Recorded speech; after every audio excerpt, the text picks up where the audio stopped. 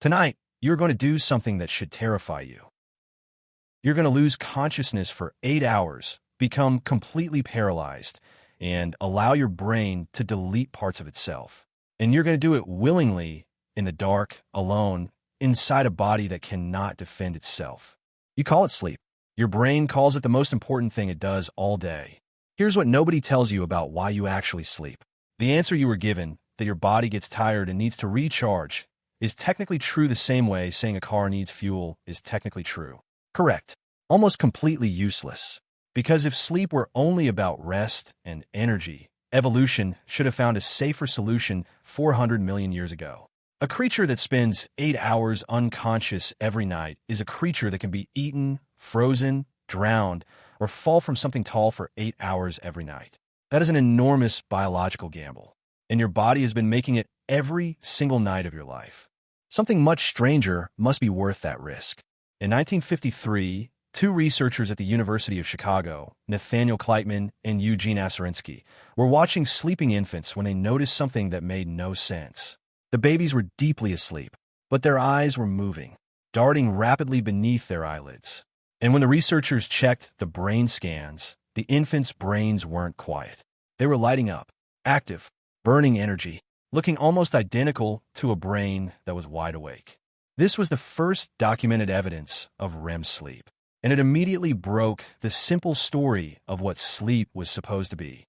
Because if your brain is burning energy, processing information, and running at near waking levels of activity while you're unconscious, then sleep is not rest. Something else is happening. In the 1980s, neuroscientist Giulio Tononi began developing a theory that sounds, on first hearing, almost disturbing. What if sleep isn't mainly for resting the brain? What if it's for erasing parts of it?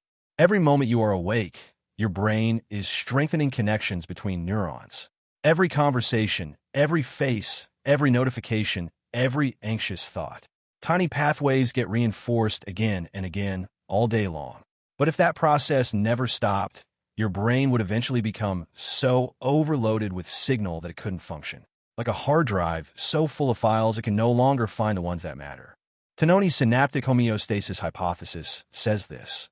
While you sleep, your brain systematically weakens and removes the connections it built during the day. The important ones survive. The weak ones disappear. Your brain is not shutting down at night. It is editing itself, deciding what deserves to exist and what deserves to be forgotten. And you have no say in what it keeps. By 2013, researchers at the University of Rochester had found something that made this even stranger. During deep sleep, the brain's glymphatic system, a kind of internal waste clearance network, becomes dramatically more active. Cerebrospinal fluid flows through the brain in rhythmic waves, washing away toxic proteins that build up during waking hours, including proteins directly linked to Alzheimer's disease. Your sleeping brain is not just editing its connections. It is physically cleaning itself. The brain you wake up with has been scrubbed overnight while you are unconscious. But here's where it gets genuinely uncomfortable. Researchers at Harvard Medical School found that emotional experiences don't just sit still while you sleep. They replay. Your brain reprocesses embarrassment, fear, grief, attraction, humiliation, all of it, not passively, but actively. Sleep literally changes how you feel about your own memories. The version of you that wakes up tomorrow morning is not psychologically identical to the version that went to sleep tonight. Your brain has already modified the emotional weight of your experiences without your permission, without your knowledge, while you are unconscious. You're being rewritten every single night. And here's the part that makes modern life feel suddenly very strange. For most of human history, humans didn't sleep the way you do now. In the early 2000s, historian Roger Kirch at Virginia Tech spent 16 years uncovering over 500 historical references to something called segmented sleep. For centuries across cultures, people commonly slept in two separate phases. They would fall asleep after sunset, wake naturally around midnight for 1 to 2 hours, then return to sleep until dawn. Medieval court records, medical texts, personal diaries, literature from across the world, all describing the same pattern. People woke in the night to pray, to talk, to reflect, to have sex by candlelight, and then they went back to sleep. The middle of the night was not insomnia. It was normal. It was expected. And then artificial lighting arrived. Then factories. then work schedules that required everyone to be conscious and productive at the same hours. The pressure to sleep in one unbroken 8-hour block is not ancient. It is industrial. Your body didn't evolve around modern clocks. Modern clocks forced your body to adapt to them. And the gap between what your nervous system was built for and what the modern world demands of it is quietly making millions of people sick. The CDC estimated that more than a third of American adults are chronically sleep-deprived. Rates of anxiety, depression, obesity, and cardiovascular disease all rise sharply when sleep is disrupted. Your body is ancient. Your schedule is not. But here is the thought that stays with you, the one that surfaces at the edge of sleep, right before you go under. If consciousness is the thing you experience as yourself, then sleep temporarily destroys it. Every single night, your awareness disappears. Your sense of time vanishes. Your identity dissolves into electrical storms firing across billions of neurons. And then, hours later, consciousness returns.